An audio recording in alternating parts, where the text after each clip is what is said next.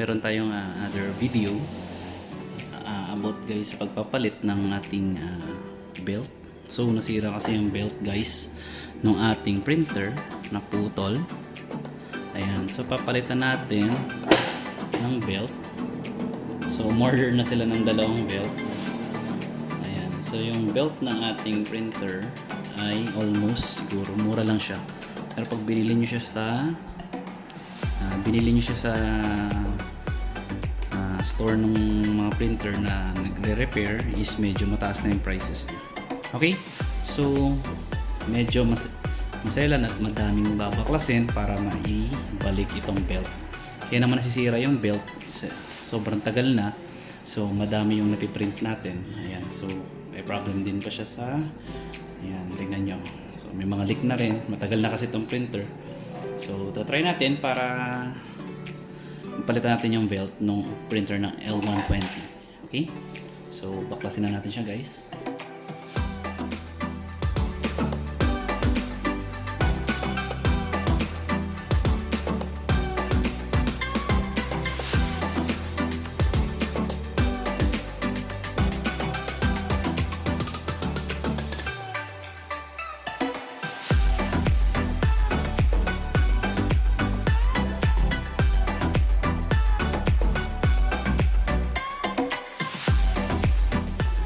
Okay guys, so baklas na siya. So natawa natin ito guys para mailagay natin yung belt dito sa loob ng ating print head. So disconnect na muna natin itong ating sa sensor. Ito yung sa sensor, angat lang natin siya.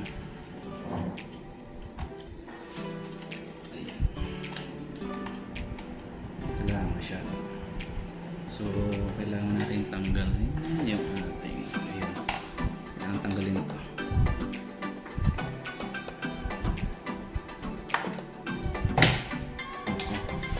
Wait, ayan, okay, so kumuha lang ako ng maliit. Kailangan ng mas maliit na screw. Tanggalin natin yung motor kasi nakakasagabal siya doon. Hindi natin may labas ito kasi doon sa motor niya bumabangga na yung, ayun, itulak nyo na lang ganyan, kunin nyo na yung tornilyo baka mawala. Okay, so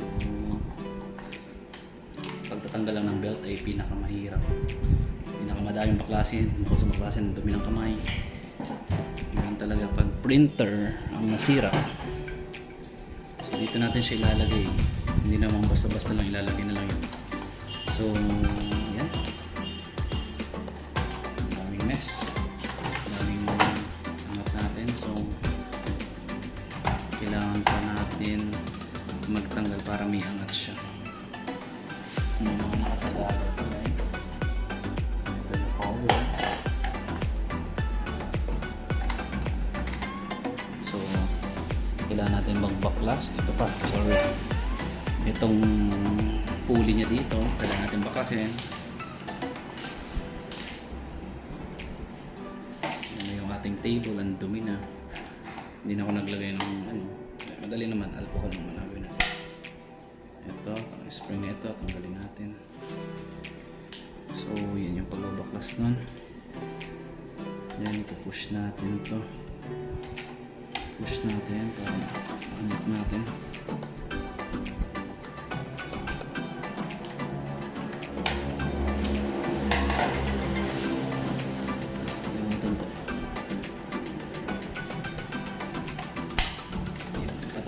Hilahin, tulak natin pataas para maunlaki. Ang dami tanggal. Ganun siya, ganun, baba, and then angat, ganun tanggal. Ito naman may spring, so kailangan natin matanggal ito.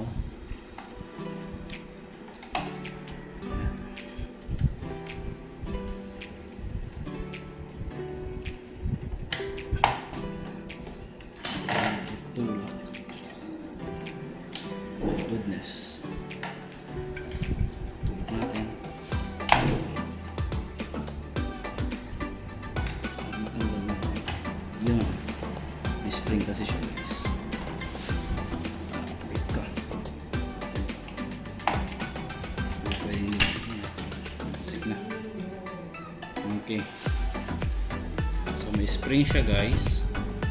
Spring siya dito. May spring, may holder siya dito. Ito yung lock niya. So ibabalik natin ganun din. Pasok lang. So ito yung pulley. Ayun. Lilinisin natin mamaya. Yan. Yan yung dito dumadaan yung anting. Yung sa roller natin. Ayan. Diyan yan.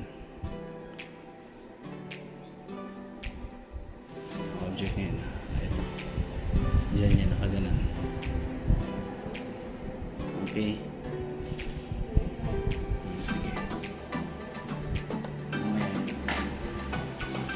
Ayos ko kasi siya dito guys. Kailangan natin tanggalin yun para ma-bend natin. Yun. So, ang daming tanggalin. Ang tagal naman bago magpalit ng belt. So almost na naabot din siya siguro ng year.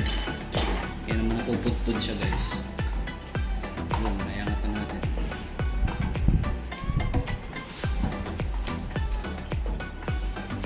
Ilalabas natin ito. So ito'y angat muna natin. Tulak din muna natin. Nako.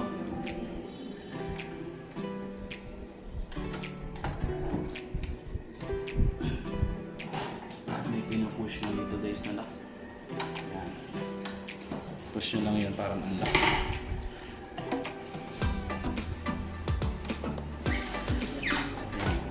Ayan. So ito na. So ito yung sensor. Dito naman nakalagay. Kita nyo yun parang ano to. Dito yan nakalagay guys. Ayan, papasok natin ng ganoon.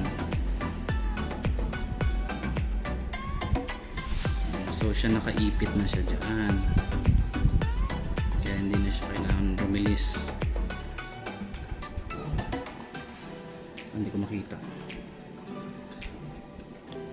Ayan. So sagad natin siya. Sagad na ba? Okay, sagad na. Tingnan nyo. Ayan o. Diyan siya nakalagay. So ito naman yung sensor. Yung isang sensor tapos dito yung belt nakalagay. So nakaipit yan dyan para hihila-hilahin nyo na siya. Okay? So yan yan. And then ibabalik na natin. Ganun lang kasimple guys. Tapos babalik na natin. Wow. My goodness. Ayusin natin ang balik. Ayan. Pasok natin siya ng ganyan. Tapos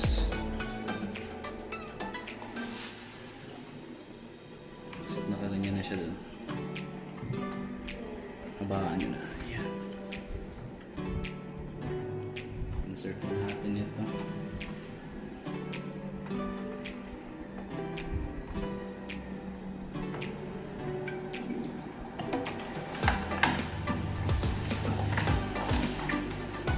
Hirap pag solo camera. Ikaw lang nagka-camera.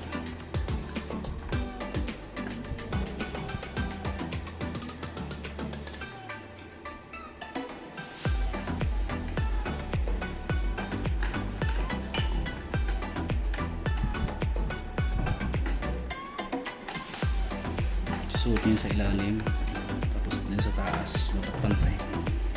Okay, dapat ito pasok guys ha. Pasok ito. Ayan. Yan, okay. So, pasok na siya dun sa loob.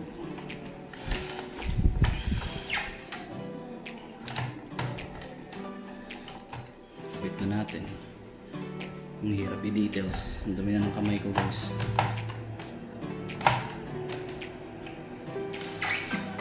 Balik na natin ito. Tulak na natin ito guys. Ayan.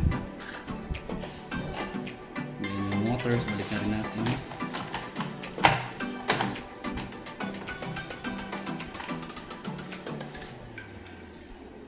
Ayan natin. Kalag lang. Okay? So, ganun talaga guys, pag nagtatanggal tayo ng printer, ay mo talagang mag-count. Okay, wala namang mali ang trabaho. Pag sa printer guys ay repair, talagang manda ng kamay. Mahirap kasi pag nag-gloves, hindi mo siya maramdaman. Or mag-plastic. Okay? Ayan na. Mamaya lilinisan na lang natin yung table na yan. Ayan. So i-lock natin. Ilahin na natin to. Yung sensor, ilalagay pa natin yung sensor. Ayan. So nakalock na siya dito. Ayan. Diba? Ang dami. Okay, lock na natin.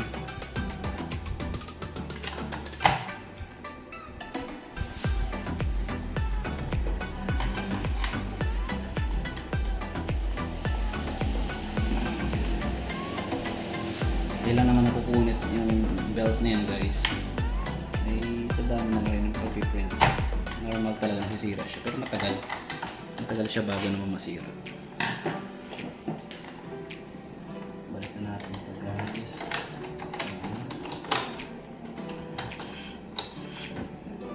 Susunod pag nag-disassemble kami guys.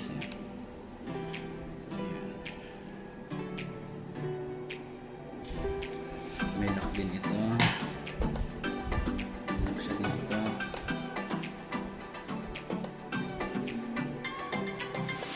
So, kayo na nakakapag-hands on nito guys, makikita niyo yung difference.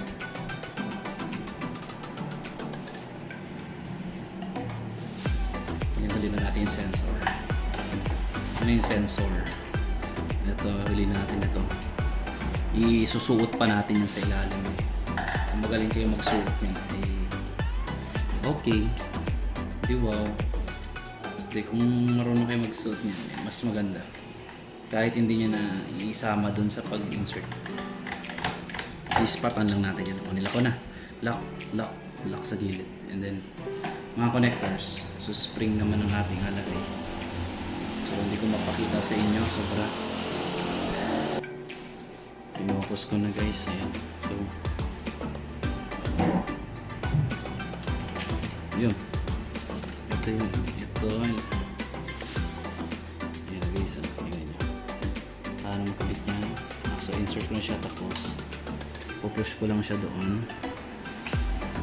Insert ko siya dito. Push. Ayan. Tapos, push mo na siya doon. Ayan. Spring na lang ang problema natin. So, madali naman mag-insert ng spring. Kung dito na kayo magsimula, kung may flat screw kayo, mas maganda.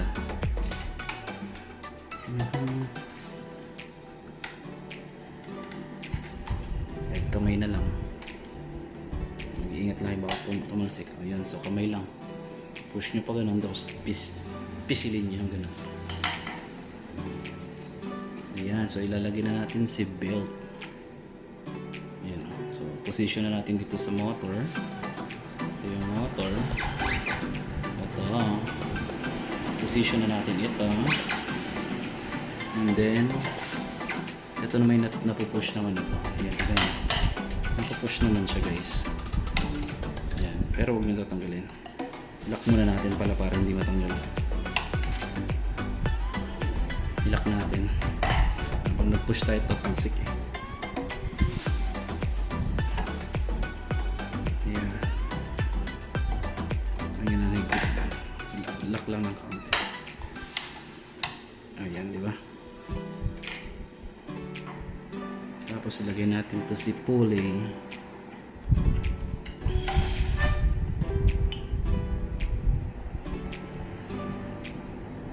Ay, sorry. Wait. Pakita ko sa inyo. Saan siya nilalagay?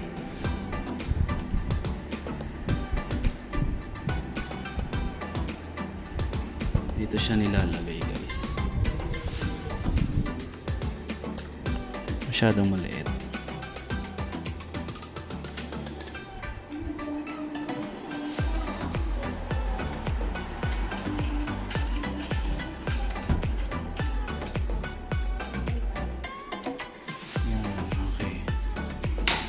Doon na siya.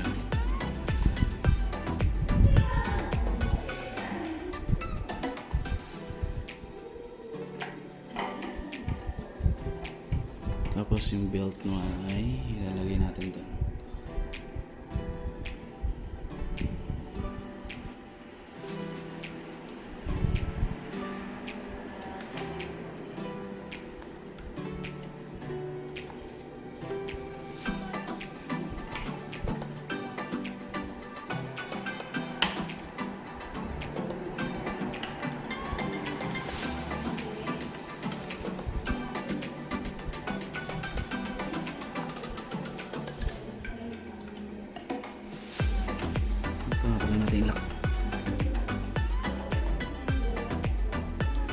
Natin ilak ko lang muna para masyadong mahaba yung nakuha natin. Tinanggal ko yung tornilyo para mas masyadong mahaba yung pagkapit. Okay, lock na natin para hindi na siya gumalaw. Ay nako. Okay guys, ayan. So sensor na lang. This is sensor. Ipasok natin siya sa ilalim. Mario Joseph. I-ispatin ko siya dun sa kabila sa pagsuot din. Hindi ko maipakita sa inyo guys. Blocking.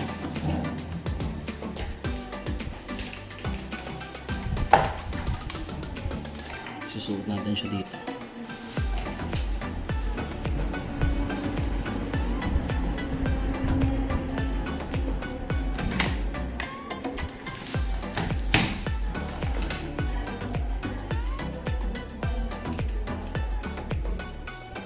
Kita dito pag sa gilid. Yun. Tapos Mario Joseph, saglit lang, pasok. Yun. Tapos silain natin para... Okay. So sorry.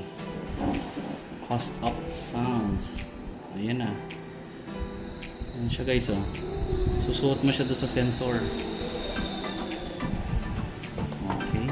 Okay. Nagro-roller niya. Test natin.